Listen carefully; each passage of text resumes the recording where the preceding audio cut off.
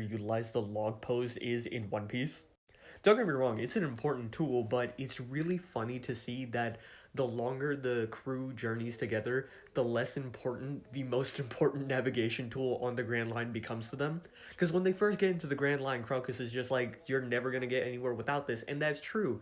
They use it, to get to Whiskey Peak.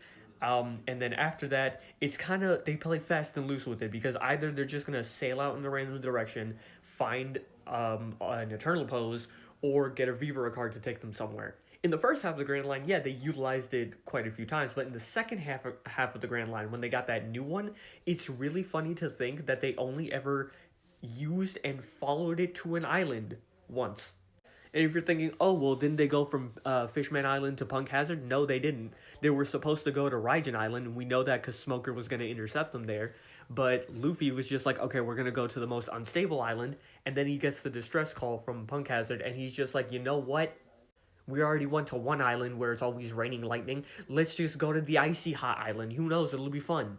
After that, they go to Dressrosa, and you could argue that, oh, okay, they probably used the Eternal Pose there. No, what most likely happened is that Law took them, because we never see the Eternal Pose get reset. Or, sorry, the Log Pose get reset, so it's more likely that Law probably had an Eternal Pose to Dressrosa. And the reason I don't think that maybe he waited for his Log Pose to reset is because Beppo's his navigator, and he wasn't on Punk Hazard. After that, they go to Zao. Zao, they needed a Vivara card to arrive there. Then they go to Whole Cake Island. They sneak onto that island with Pecoms. Yes, I know it's a series of islands, but whatever. After that, they go to Wano. Admittedly, I do forget how they went to Wano initially. I think Kinemon gave them a Vivara card. If not, they already had an Eternal Pose, because I don't know where they would have had to wait in order for the log to reset to Wano, so I'm going off the assumption that Kinemon gave them a Vivara card. I could be wrong.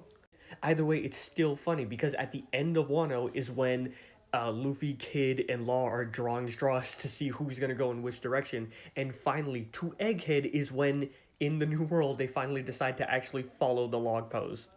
And then go back to never using it again because immediately after Egghead, the Giants come and pick them up and take them to Elbaf. And I really appreciate that because in the earlier, section of the Grand Line, it makes sense for them to rely on it more, even though they still do their own thing a lot of the time. They sailed to Drum Island just on a whim. They didn't know it was there. And they kind of just run into Thriller Bark. That was never an intention. It was never an intention to go there either. But I like it because it shows the kind of characters that the Straw Hats are, especially Luffy. Luffy doesn't want an easy adventure. He wants a fun one. If it's going to take him off the rails, he's going to go off the rails. Because that's the better adventure. That's what makes it so fun.